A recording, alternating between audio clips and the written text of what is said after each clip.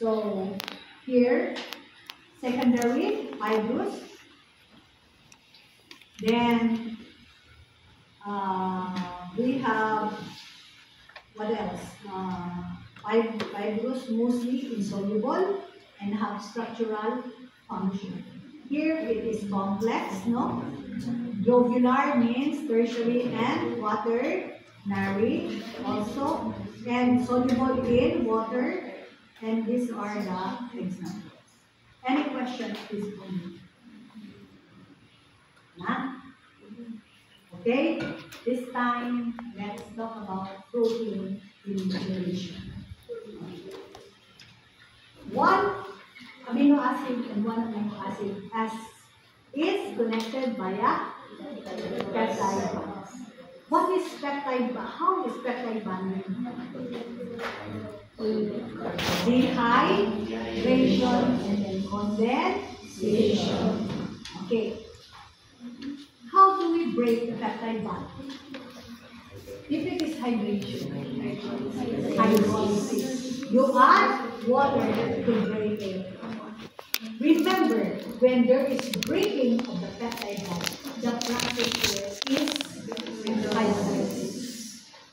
Remember hydrolysis. But in protein denaturation, we are not going to break the peptide bond. So what is now, okay, if in the hydrolysis there is breaking of peptide bond, what is the final product of extensive and complete hydrolysis?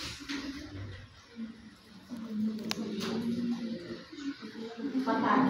You have a polypeptide. You have a complete hydrolysis. What is the product? Amino acids, right? Ang iyang building blocks, amino acids. Pero kung partial hydrolysis, you could have dipeptide, oligonucleotide, dinagmay, no? Even gamay na amino acid, if you have partial or not that extensive hydrolysis. But when you say complete hydrolysis, your product is amino acids. Now, that is breaking of that bond. But when we talk about denaturation, there is no such thing as breaking of the peptide bond. What is now our final product if we have complete protein denaturation?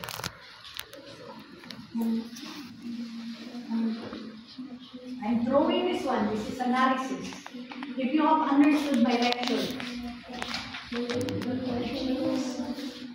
peptide, polypeptide chain, and that is the primary structure.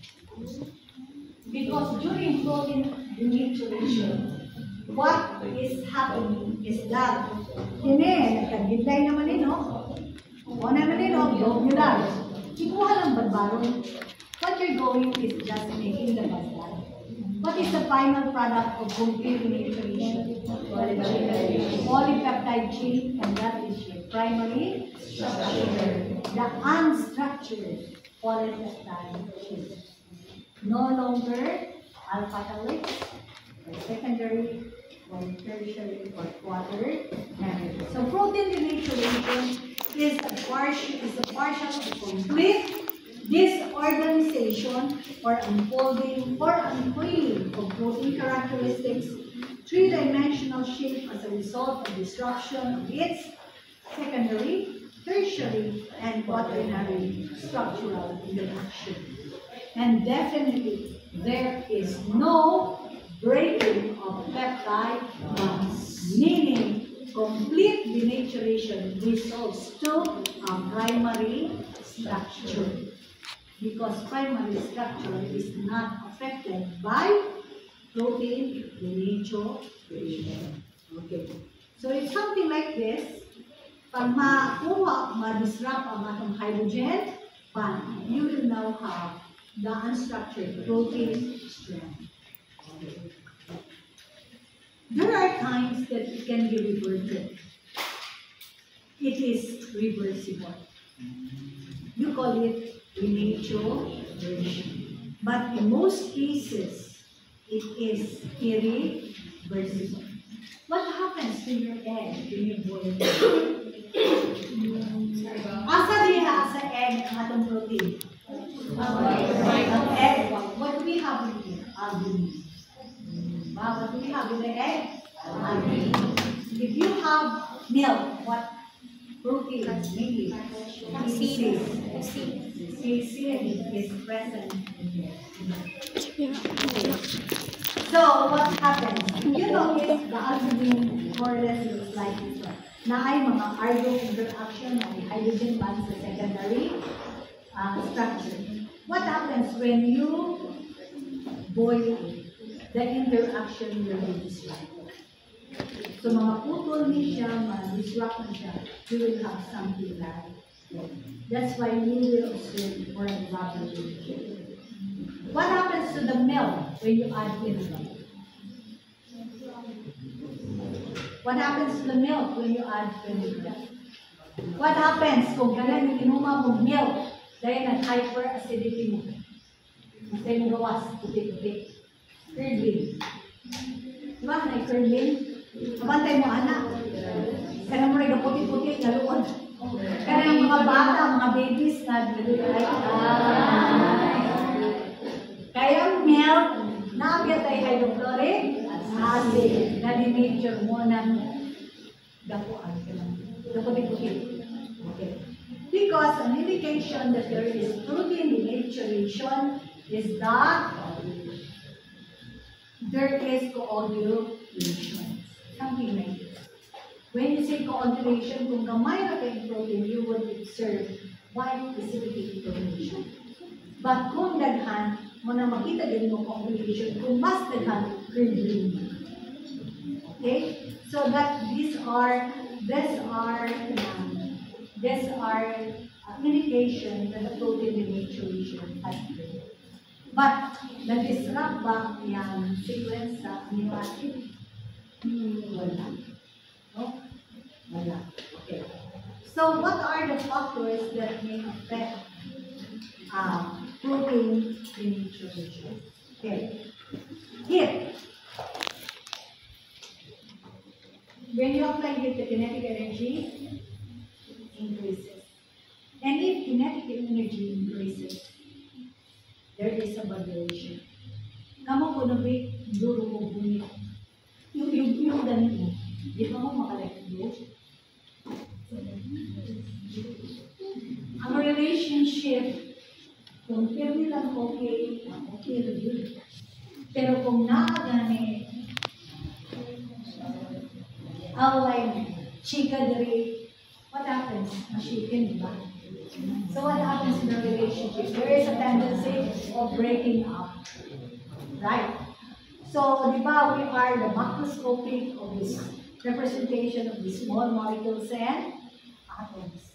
So what happens? Ang sabihan, chemistry, I hope so. Ha? Kabalo po na ang quiz. You should have studied before my class. Now my quiz? After the ring? Then we have a ring sa akong class. Then busy sila. Everyday naman may ipa-quiz mo. When you are in my class, give me your time. Okay. So anyway, here. 10 minutes. So mag-vibrate, mag-weaken. So what happens to the R group interaction? Disrupt.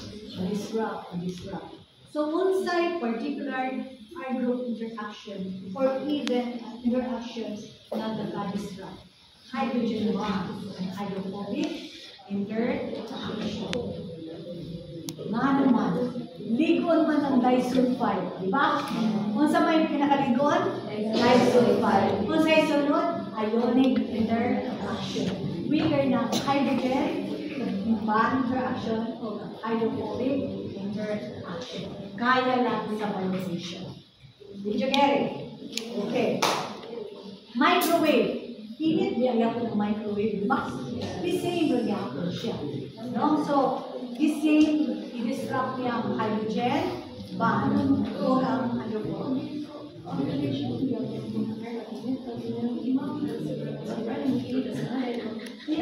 is manifestation na there is denaturation.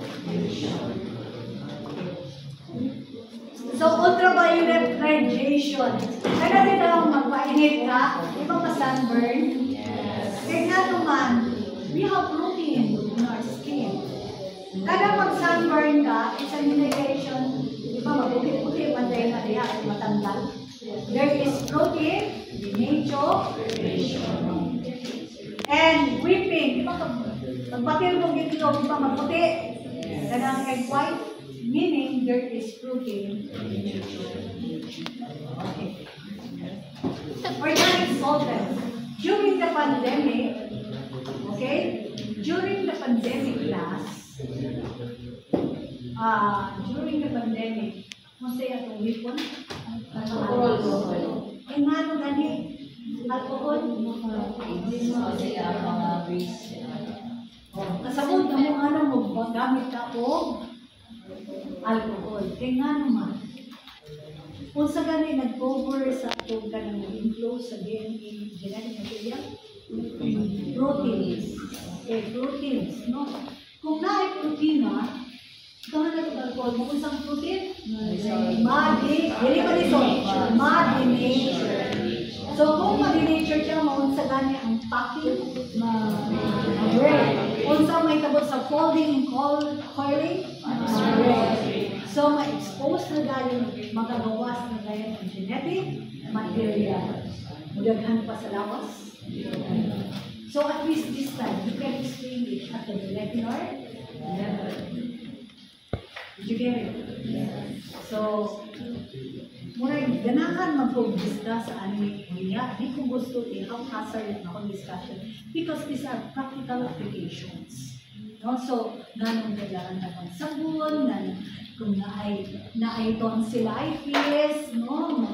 Nanong mag-girdle, mag-girdle o asin, mag-girdle o suka. We will understand it now. So I don't want to fast-track this one.